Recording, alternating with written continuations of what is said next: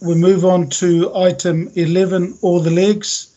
So I will move this one, and I would ask for a seconder. I'll second, Mr. Chair, but I just have a question. Yep, no problems at all. So I'll. It's been moved and seconded by Councillor Cooper. I'm now going to ask David to give his report, and then the first partai will be Councillor Cooper. Tēnā koe, David. Tēnā koe, Chair. Kia ora tātou, ko David McIntosh, Senior Advisor in the Events Unit. Before I get into the detail of the report, I just thought I'd invite David Burt, the manager of the unit, to just give a bit of background to the current environment and sort of what we're facing in terms of with events. Kapai. Yeah. David Burt. Yeah, kia ora, councillors and Chairman Alf. Yes, we're in a difficult time in the event sector, not just the event sector, but also the entertainment and hospitality and tourism sector. So we're having to be quite flexible and adjust to the circumstances that COVID and Omicron have delivered us. So that it's quite difficult when we have a regional events grant scheme that is designed to make as much happen in the community in the event sector as possible, and yet, you know, we've had quite a number of cancellations and postponements. So in this case, this was our second round of the $600,000 regional events fund, and we're having to work through some adjustments. David can go through the details, but I do want to assure councillors that we are in communication with all applicants and indeed with the event sector. We're trying to, I don't like necessarily using the word pivot, but we are looking at moving things online or postponing where we can, and trying to still allow and encourage as many events to occur as we can. But it is a difficult situation, and it's one that, you know, we're asking you to bear with us as we work through some of those issues. But I'll hand back to David, who's put all the work into this paper, to just take you through the key points, and then I'll be online and join David with any questions you have. Thank you. Dora. Thank you, David. Right, so for this round we received 8 applications. That's a relatively small number, but we had sort of aimed to try and get in the first round more of the applications coming through then for the year. We did overall achieve a sort of a good number, 50 applications, which corresponds to the 2019-2020 period of 46 before we struck the COVID issues. These are all applications we think sort of align sort of with our priorities, and a number of them are ones we've funded before. We have proposed some increases in amounts for these based on largely the additional costs that are being incurred to hold events in this environment, and the also in some cases more limited funding available for events. Things, yeah, some sources have dried up a bit. One of the key issues we've got though is the with a number of cancellations of events that we've funded, particularly those in round one, we will have money that we don't disperse. Ultimately, even though grants have been allocated, and as we indicated in the report, there was grants of around, I think it was 242,000 so far from round one, which we don't think will the events will proceed. Not all of that will sort of be returned to us or be retained by us as unpaid grants, because some events actually, do have a level of expenditure that they commit to up front and have to pay, and we sort of work through them on that, and I guess where appropriate, we will get refunds on the grants paid. So we're not sure exactly where we'll end up there. But what that's meant is that we've asked in this report for that delegation to the Justine, the department manager, to look at opportunities for events that may occur in later this year, whether there's opportunities for us to provide support for those if they need them, and all the time ensuring that they're events that line up with our priorities.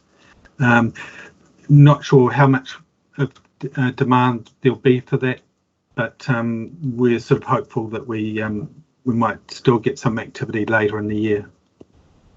So I think that's probably about the key comments I've got. So just happy to take any questions. Okay, before I move in, David, is there anything else, David Burt, if there's anything else you wish to say before I open up for questions? Yes, Mr. Chair.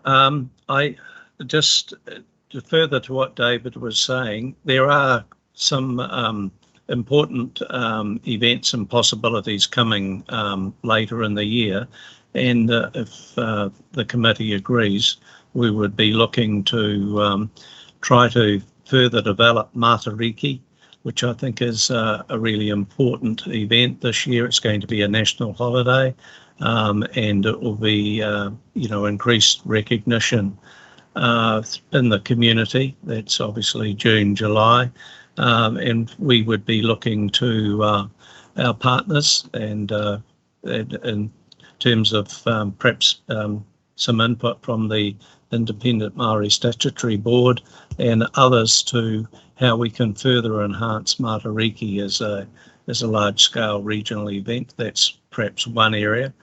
So, yeah, there are some opportunities. There's also the opportunity to move some events online, and we are in discussions with a number of parties about that at the moment. Kia ora, David. Thank you. Councillor Cooper. Thank you. It is around cancellations and return of money. So what sort of process do you use? I mean, it's a really difficult thing, isn't it? Because a lot of these events, they've got to pay up front to get things secured, pay deposits, and then often when it's cancelled, they don't get their deposit back, so they can't give us the money back, but the vendor's been able to get the money. How is there a process that you work through with people to kind of see if they can make sure they don't spend that money unless they're really clear it's going ahead? I mean, like a just-in-time type of paying ahead? Because I guess, over this last 2 years, we've probably granted money, but the community's got nothing for it other than basically saving whoever's putting it on, which is fair enough. But what sort of process, because it is a tricky situation.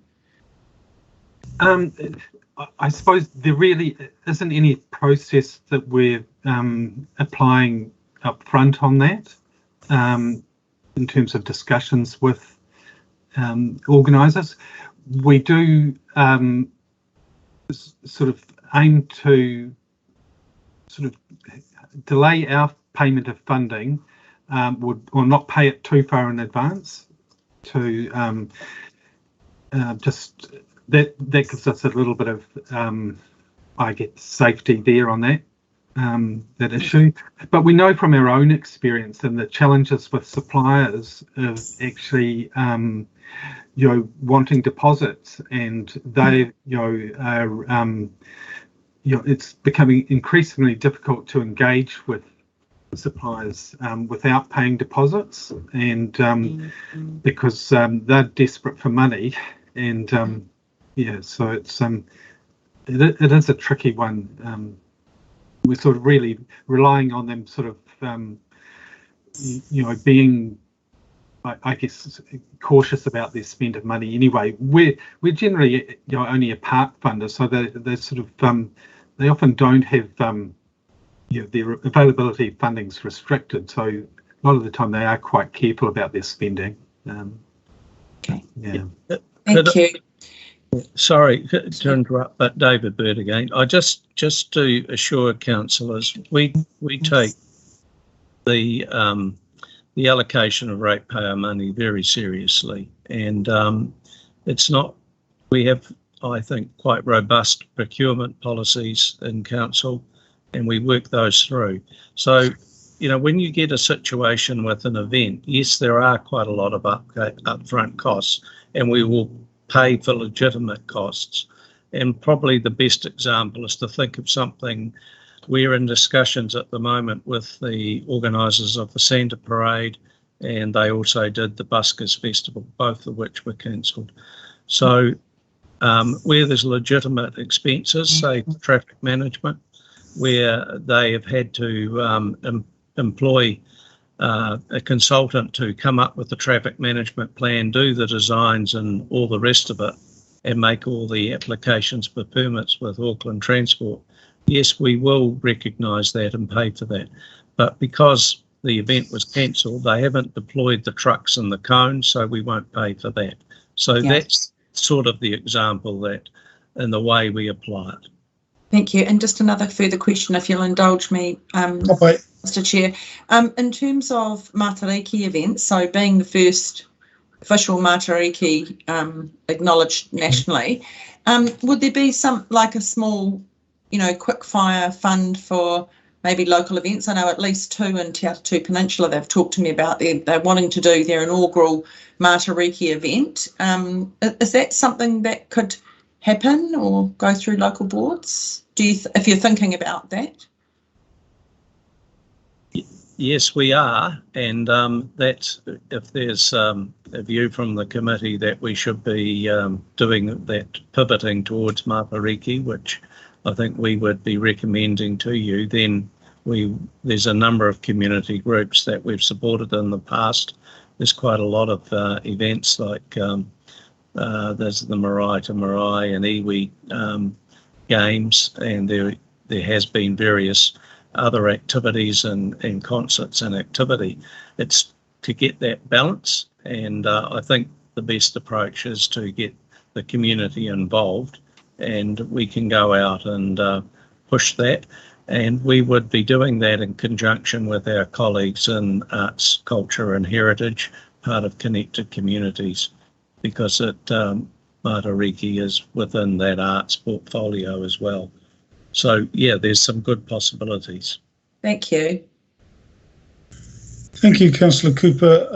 Before I go to Councillor Henderson and then Matuakake, with some of the events that are listed on our agenda, and in particular, David McIntosh, the ASB Polyfest, because obviously with the red light that we're in, system we're in now, I'm unsure whether in fact it could go ahead. Obviously a decision will be made with the Principals Association.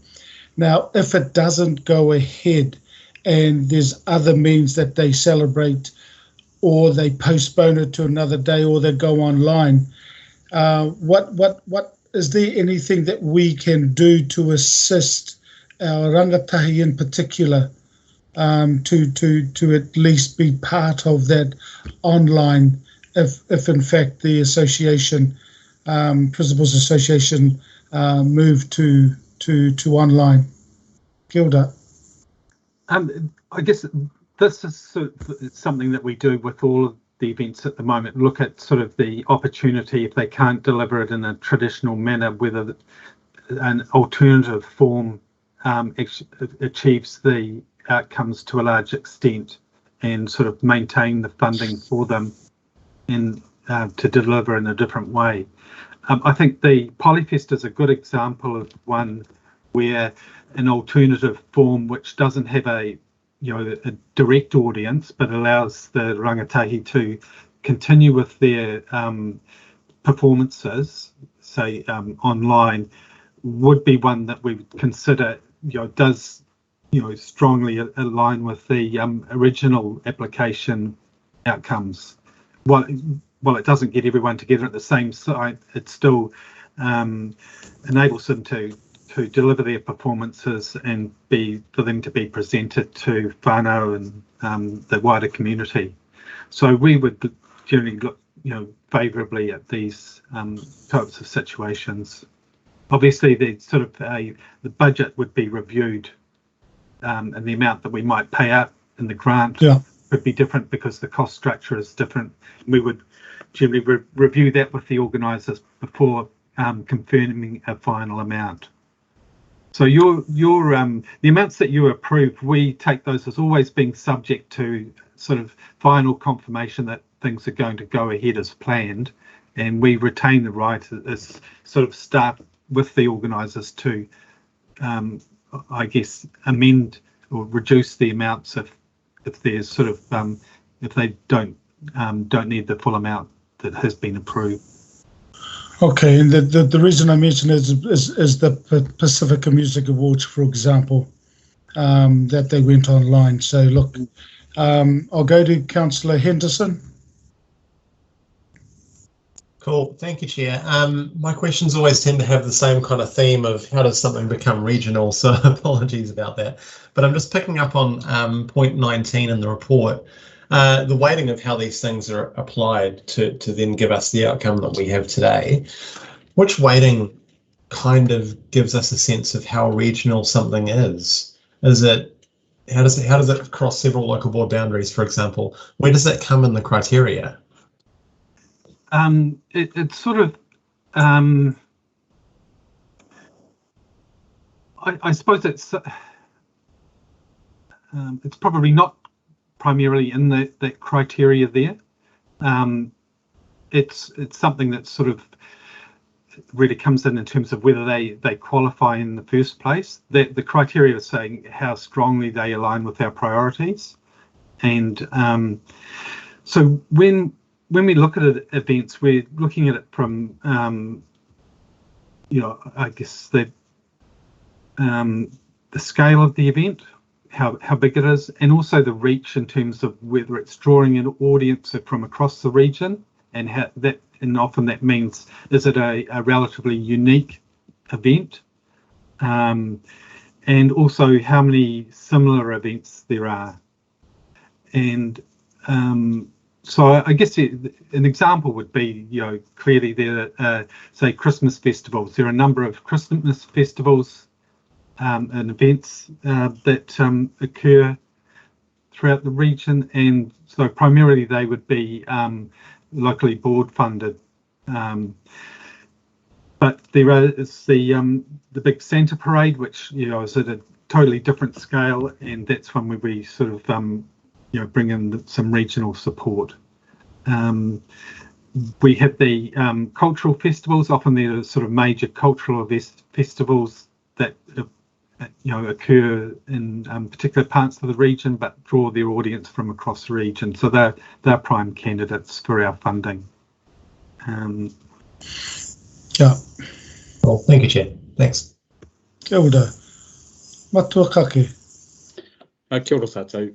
Hey, look, I'm just not quite sure I'm in agreement with the theme or the I guess attitude that I'm hearing here in terms of I take it all applications these days will have a pandemic planning component to it, whether it be in that flexibility of whether the country's in orange or red, and therefore that should influence how whether the event goes ahead or not.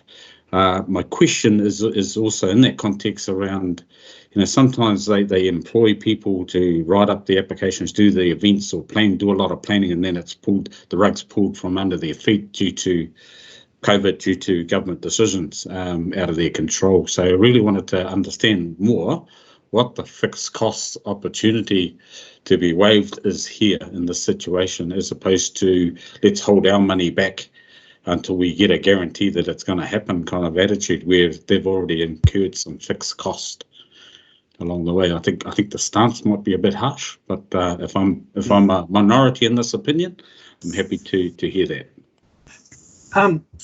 I might have expressed that a bit harshly. It's we're looking to support the events, and be reasonable about that. And if they've incurred costs, then and we haven't paid out the grant, we would still look to pay out, towards those costs. We're not sort of trying to minimise, our our payments at all. We delay the payments we want to avoid the risk of something going astray, and if we pay out too far in advance, some organisations might not be as great as others in terms of managing their funding, and so there's some residual risk there for us always. And by just delaying it closer to the event time helps reduce that. Yeah, look, I supplement your question through the chair. Look, I'm pleased to hear that, and you guys have been on this game long enough to know that, and to apply that discretion when it happens. And so, whilst we might approve the funding, I'm really happy to hear that, I guess is what I'm saying, and that you be authorised to make that decision. So if it means that some of the funding is waived and committed to because of committed fixed costs, well then, kei te pai. I'm pleased to hear that. Thank you. Ka pai. Kia ora, Matua. Matua Wilcox. Kia ora. I'm looking at B2, short notice requests for funding from regional events which have not applied for grants and are facing a budget deficit. So will this be on a first in, first served basis, or how's this going to work? And what kind of numbers are we looking at here? Because I'm looking, because I'm just thinking, basically, what's the criteria? Are they going to have to go through the same criteria? All of that. And what's the amount we're talking about here for these people? Thank you. It's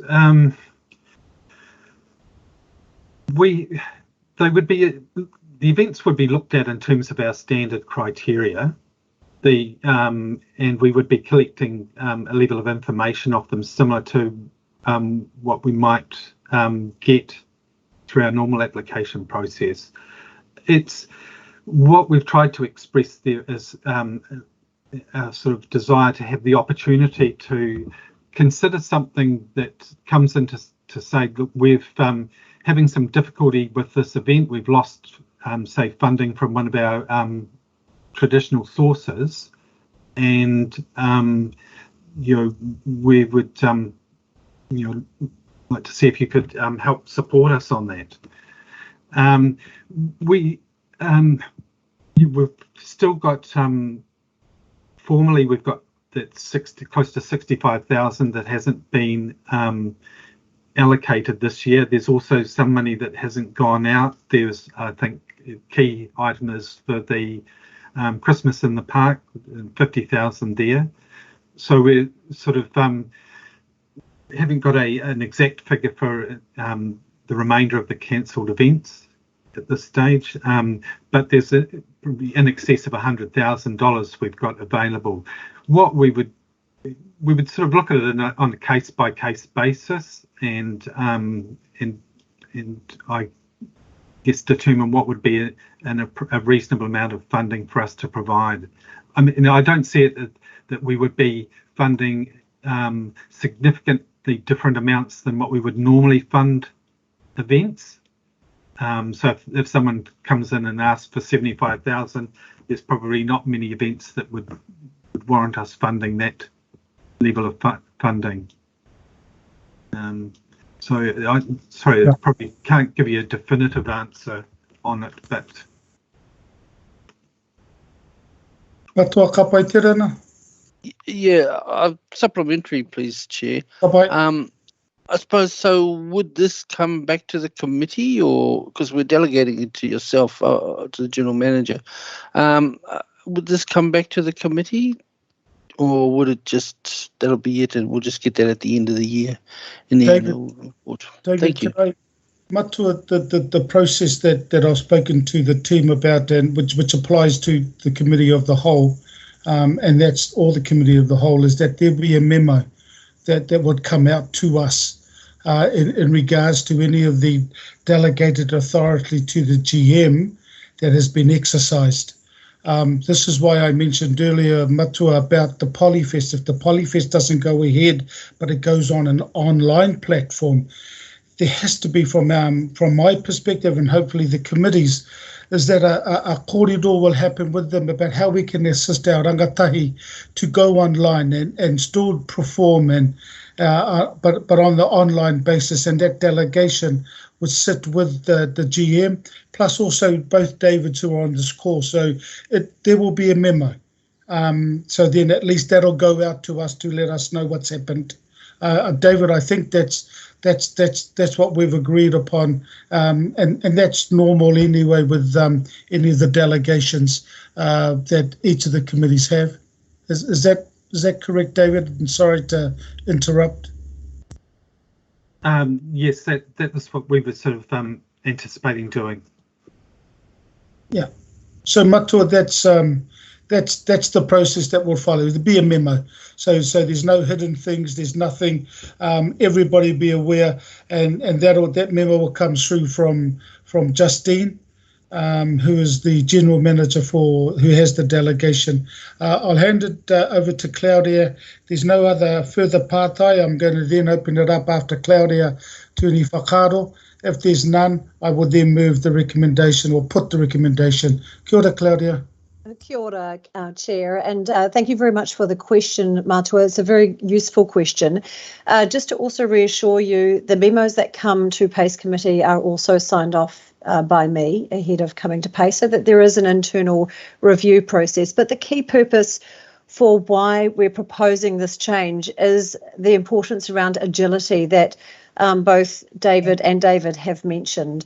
The industry is needing some additional agility during this time, and this way we're hoping that we can be able to better support the industry and other key events, as Alf mentioned. So I'm very supportive of the delegation from a delegated authority standpoint, and I can reassure you that we have internal oversight processes that will also occur prior to the memo coming to PACE Committee. Thank you. Kapai, and my middle name is Agility, so look, that ties everything in. So look, there's no further pātai I see in the chat bar, but I'm going to open it up for any whakaaro. 3-second rule, there's none. I will now put the recommendation. All those in favour? Aye. Aye. Against? Carried on voices. David, thank you so much. Sure.